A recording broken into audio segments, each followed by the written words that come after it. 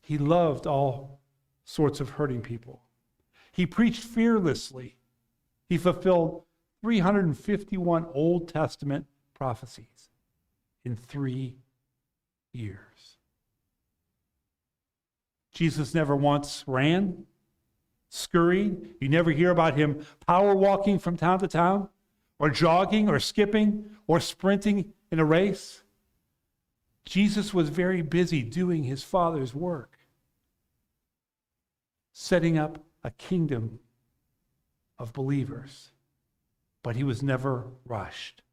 He never said, hey guys, look, we're behind schedule, we're backed up, we got to get moving now. So I know Thomas is not here. You know what? He's been late all the time, so just forget him. We're going to teach him a lesson this time.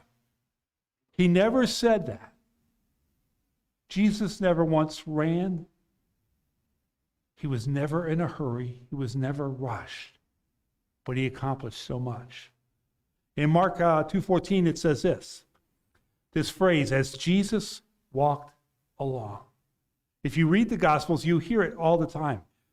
He patiently walked along. It says he saw Levi, son of Alphaeus, sitting at the tax collector's booth.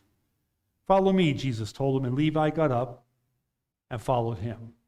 I want to show you a little video. This might explain it a little bit better.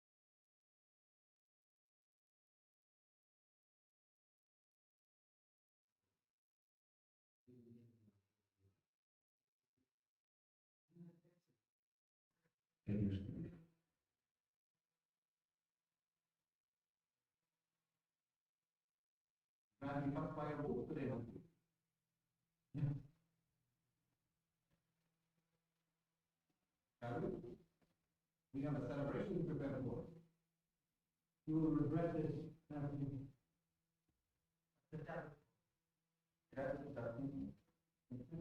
No, chicken. May I have fun with you? I'm not talking about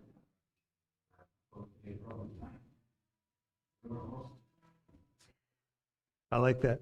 I'm not welcome at dinner parties. That's not going to be a problem tonight. You're the host. Surprise! There's so much wealth just in that little video. Willing to step away and give it all up in an instant. The wealth, the protection for the unknown. Simon sitting there going, this is not the way it's supposed to be. And Jesus was like, Be prepared for the unknown. There's so much wealth in that little video clip. But if you look at it, Matthew stepped away from his busy life to follow an unrushed Jesus. So if Matthew followed an unrushed Jesus, then he should be living an unrushed life, right? Which leads me to ask the question, if we're following an unrushed Jesus, should we not be living an unrushed life? If you find yourself always rushed, stressed, overwhelmed, exhausted, trying to get ahead, trying to get everything done, but always following short,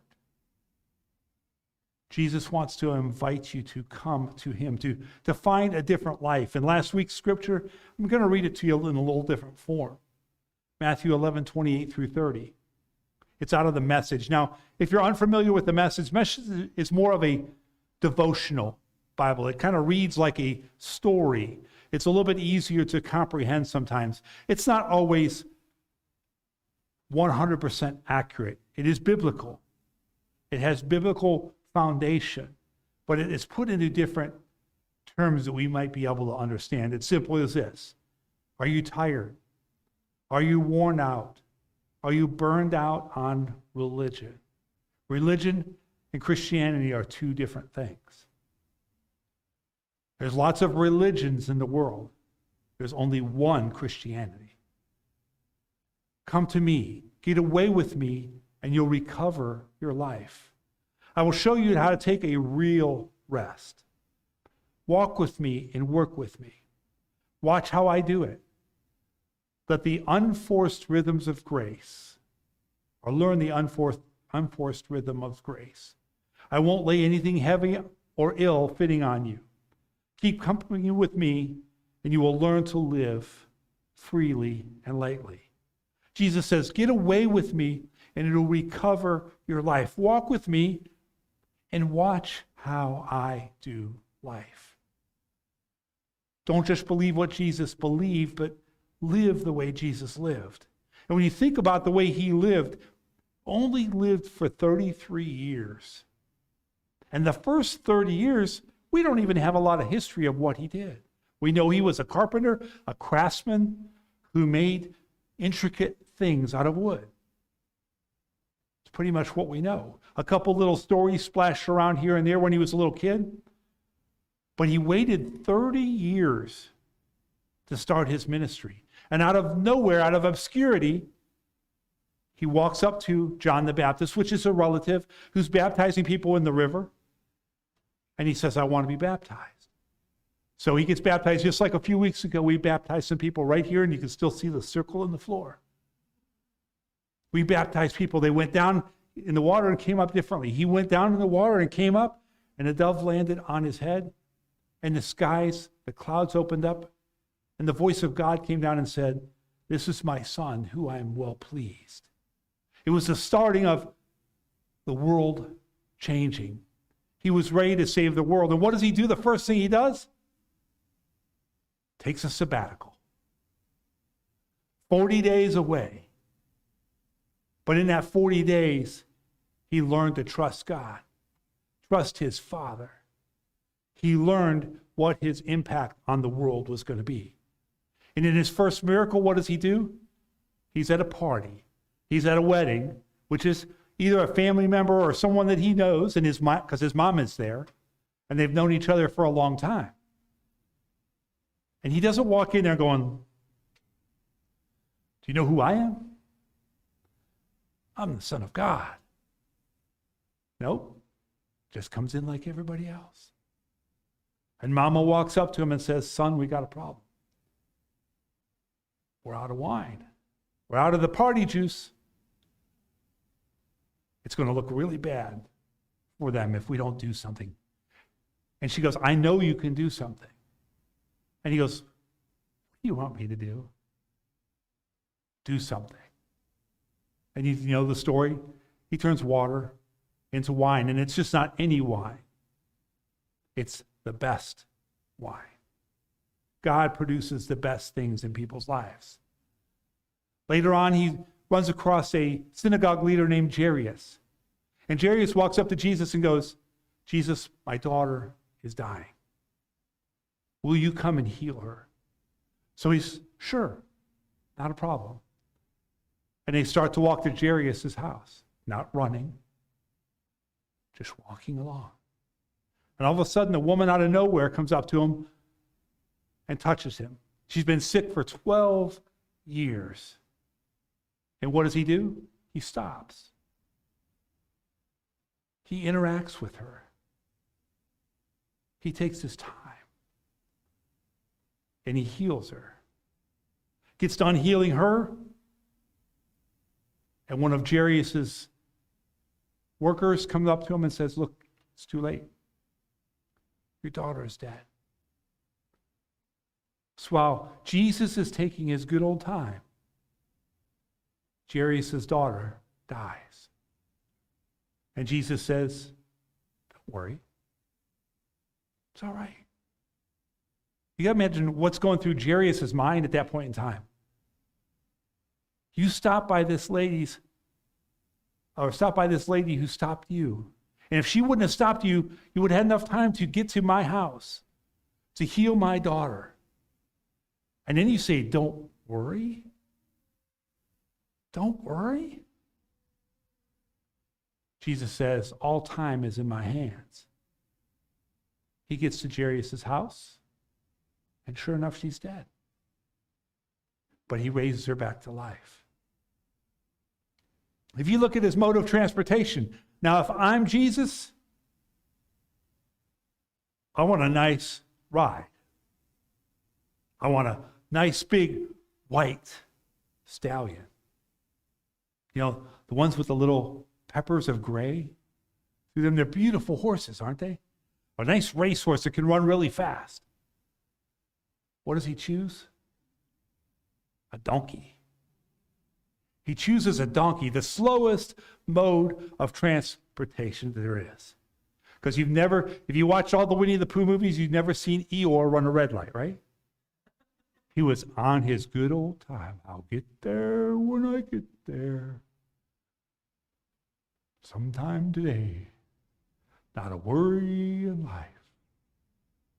If Jesus wasn't rushed, why are we rushed?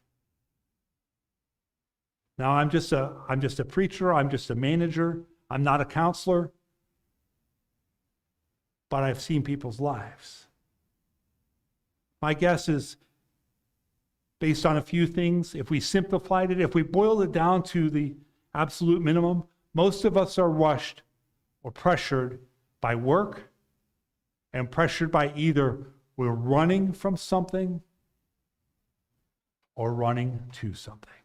We're either running from something or we're running to something. We're running from a past of failures, disappointments, insecurities, hurts in our lives, abuses. And we're running to try to get through our lives, to try to get to the next milestone, to try to get married. Then we get the job with the success. And if I work harder, I'll get more success and I'll have more money. I'll be able to buy the house. I'll get more likes on Facebook. I'll have more friends. I'll live in a certain area that I want to live in. And then I can make myself successful. The problem is, the life we're chasing will always leave us empty. The life we're chasing will always leave us empty. Jesus said in Matthew, careful you don't gain the world and what? Lose your soul. Be careful that we don't gain the world and lose our soul. So what if the greatest enemy to life you want is the life you're living?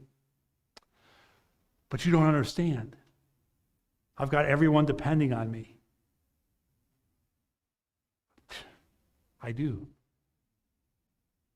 That's what makes me get up at 6 o'clock in the morning every time sometimes earlier before the alarm wakes off. There's not enough time to get everything done. I live there. I own it. Just like, what is the commercial? Buy my hair, because I'm not just the owner, I'm the founder of the Hair Club for Men. I'm the owner and founder of being in a hurry. being rushed, not enough time. Here's the thing, though. You have time for what you choose to have time for. You have time for what you choose to have time for. The solution is not more time. The solution is more of what matters most. If I could speak to you respectfully, out of my heart, I own this too. I own this. The reason we don't have time for what matters is we're mindlessly spending our time on what doesn't. Did you get that? The reason we don't have time for what matters is we're mindlessly spending our time on what doesn't matter. For just a quick reference sake, average Americans, this is average Americans, spend 706 hours a year on social media, whether it be Facebook, Twitter, combination of all of them, 706 hours. Now, sounds like, okay, 706 hours in a whole entire year, that doesn't seem really bad.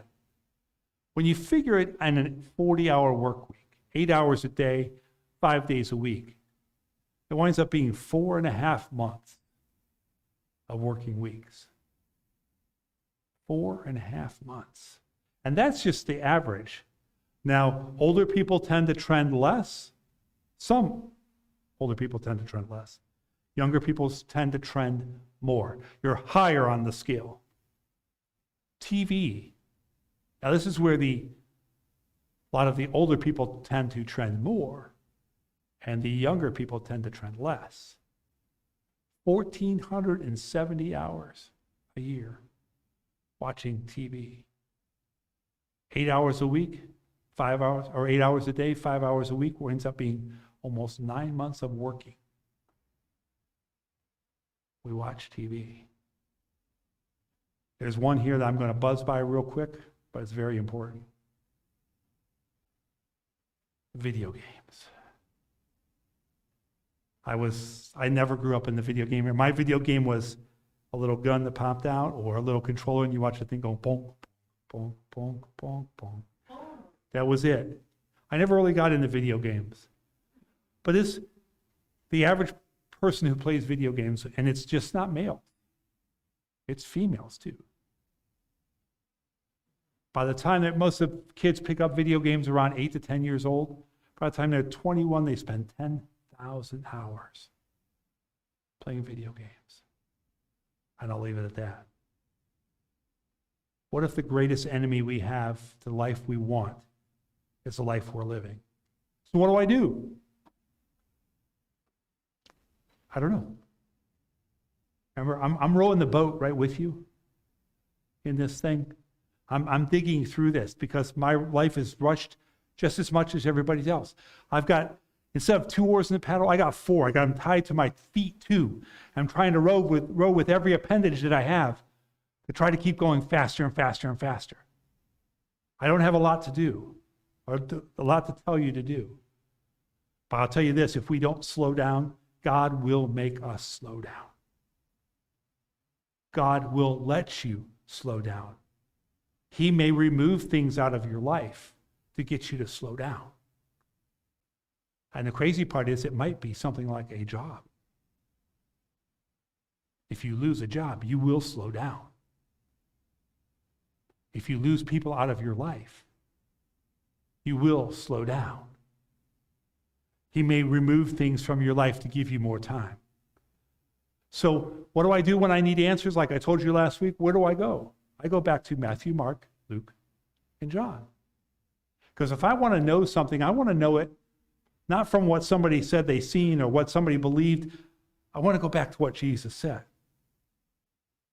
And what did Jesus say, or who did Jesus say God was? God is love. The greatest commandment, Jesus said, was love the Lord your God with all your heart, with all your soul, with all your mind, and love your neighbor as yourself. At the core of all God does and calls us to be is love. To be loved by him, and to love people on behalf of his love. Here's the thing. Love is incompatible with hurry. It doesn't work that way. And I'm always in a hurry. Paul said what? Love is patient. The very first thing he says about love. Love is patient. Hurry doesn't have time for that. It doesn't. Hurry doesn't have time to be patient, to love. So this past week, I've been saying a little prayer every morning. And I'm still working through it myself. It's going to show up on the screen behind me. It's also on our Facebook page. If you want to go on to Facebook, most of you are Facebook followers of the church. You can pull it over to your Facebook. I know it's a social media. I understand, but I was just trying to give another way to get it out. But there's also pieces of paper by the offering table in the back. And all it is God, help me walk slow enough to experience Jesus fully and love people deeply. Help me walk slowly enough to experience Jesus fully.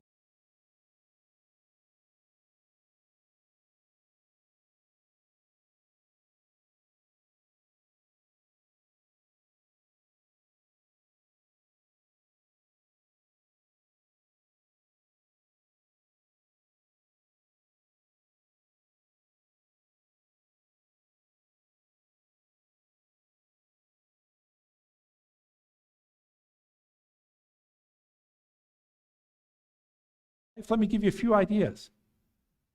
God might speak to you and say, you know what? You need to be more present in the moment.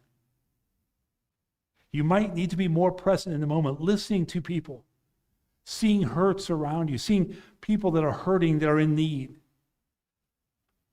He might say, you need to make better choices in what's more important, to eliminate what's not, to maybe unplug the TV a little bit, to focus on your family, to help you say no to certain things, to certain people. You know what? When you get the phone calls and you got to run, sometimes you just need to unplug. Sometimes you do need to help people. Sometimes you need to unplug. Sometimes you need to say no. And sometimes no doesn't mean no to a good thing right now.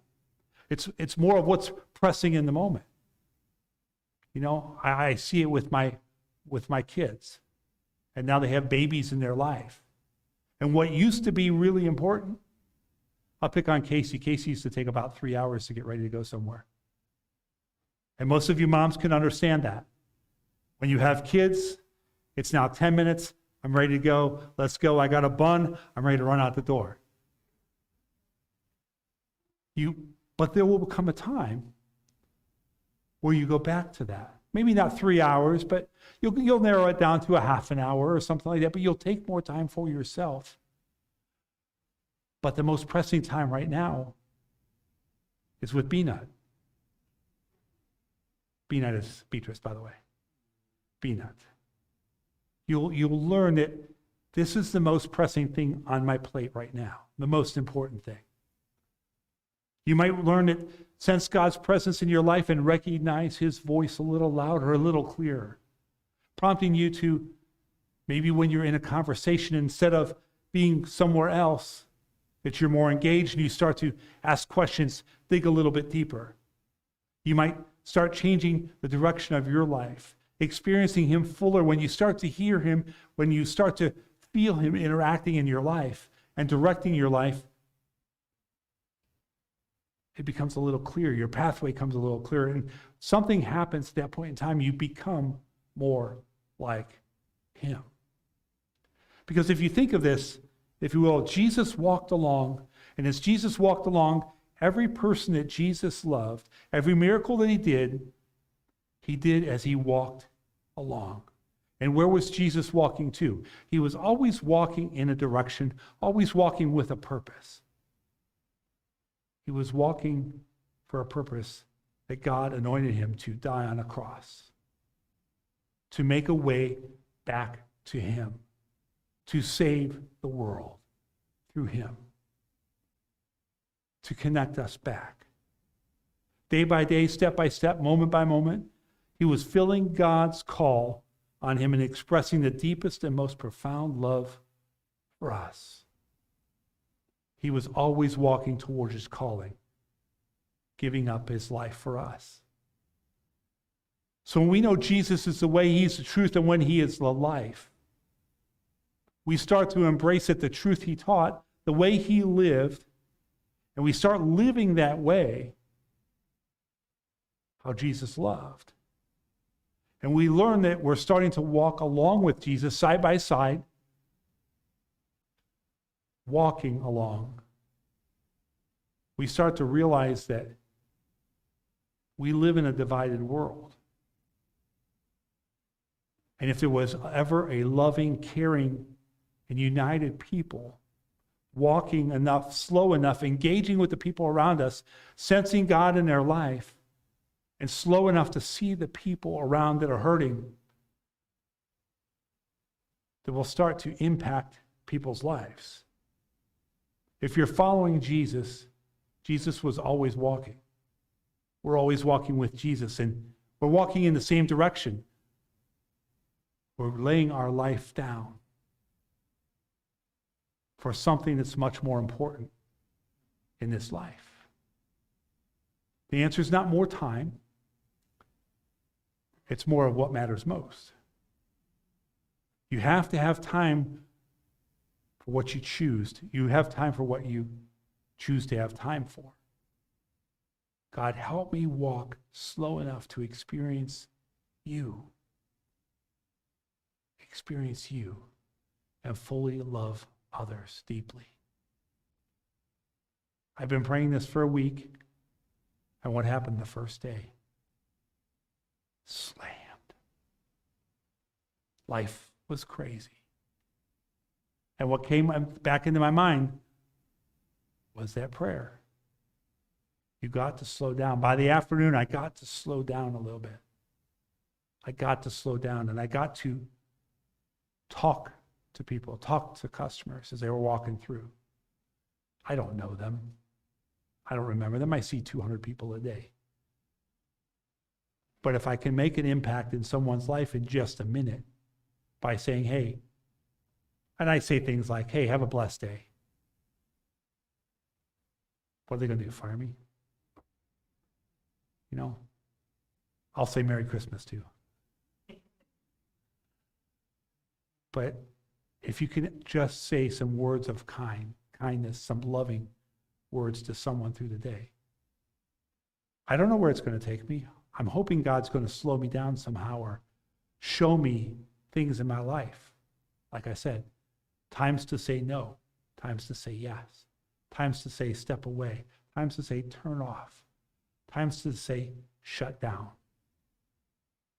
times to say shut up, times to say listen,